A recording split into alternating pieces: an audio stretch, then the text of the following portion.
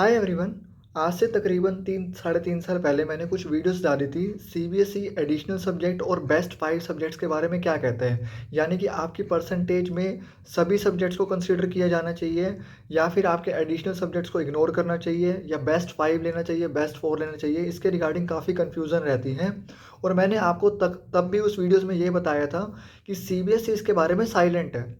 CBSE आपको ये बात कभी भी नहीं बोलता कि आपके सिर्फ मेन सब्जेक्ट्स के मार्क्स कंसीडर करे जाएंगे या फिर आपके बेस्ट 5 के कंसीडर किए जाएंगे।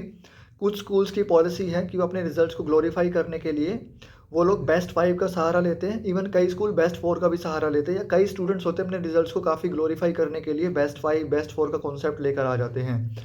जबकि रियलिटी में ऐसा कोई सिंगल हैंडेडली कोई एक सिंगल रूल ऐसा कोई एग्जिस्ट नहीं करता। हाँ, वो मैं मानता हूँ कि सीबीएसई और दिल्ली यूनिवर्सिटी में कभी बेस्ट 5 या बेस्ट 4 ऐसी कुछ प्रैक्टिसेस फॉलो हुआ करती थी।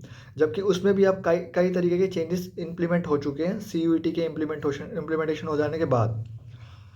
अब सवाल उठता है कि जो पहले स्टैंड था और अब जो स्टैंड है उनमें डिफरेंस है क्या? क्या कंक्लूज़न है इस चीज़ का?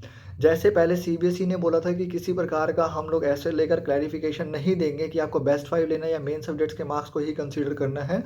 वही चीज़ सीबीएसई ने आज फिर क्लैरिफाई करी है इस मंथ में अभी एक सर्कुलर इश्यू करके। यानी कि ये पॉलिसी कंप्लीटली डिपेंड करती है कि कहाँ पर अपनी मार्कशीट आप यूज़ कर रहे हैं। जिस कॉलेज में, जिस यूनिवर्सिटी में आप अप्लाई करेंगे, ये उनके हाथ में पावर है कि वो आपके कौन से सब्जेक्ट्स के मार्क्स कंसीडर करेंगे और कौन से को इग्नोर करेंगे।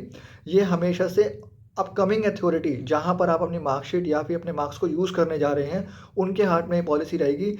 अब इस बात को कुछ बच्चे गलत समझ रहे हैं। कुछ ये सोच रहे हैं कि इसकी वजह से सीबीएसई ने मार्क्स देना ही बंद कर देगी। ऐसा कुछ भी नहीं है। अगर कुछ एक कैटेगरी ऑफ स्टूडेंट्स ऐसा सोच के बैठे हैं, सब्जेक्ट वाइज़ मार्क्स अभी भी अनाउंस होंगे और उसके बेस पर आपकी परसेंटेज अभी भी कंप्यूट होंगी। तो अगर कहीं आप ऐसा सोच के बैठे हैं कि मार्क्स ही नहीं आएँगे सब्जेक्ट वाइज़ भी, तो ऐसा कुछ भी नहीं है। आई नो दैट कि बहुत बड़ी कैटेगरी समझ चुकी है कि ऐसा कुछ होने नहीं वाला, लेकिन एक कैटेगरी अभी भी ऐसी एग्ज़िस्ट करती है जिसके माइंड में ऐसा मिथ है। तो अगर ऐसा मिथ आप कैरी कर रहे हैं कि मार्क्स अनाउंस नहीं होने वाले हैं परसेंटेज, तो इस बात को आप दूर लेके चलिए।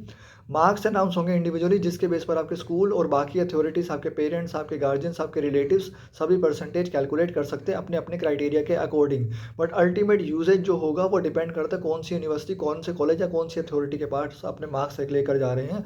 वो डिसाइड करेंगे बेस्ट 5 लगेंगे, मेन सब्जेक्ट्स लगेंगे या सभी सब्जेक्ट्स लगेंगे।